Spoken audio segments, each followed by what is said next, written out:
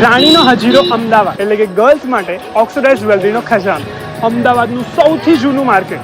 અને જો તમે ટ્રેડિશનલ કપડાનો બિઝનેસ કરતા હોય તો અહીંયા તમને બહુ જ બધા હોલસેલર મળી જશે. તો ચાલો એક્સપ્લોર કરીએ રાણીનો હજીરો. घूमे गोरी चली कहाँ चोरी चोरी हवा से है बंधी डोरी रे.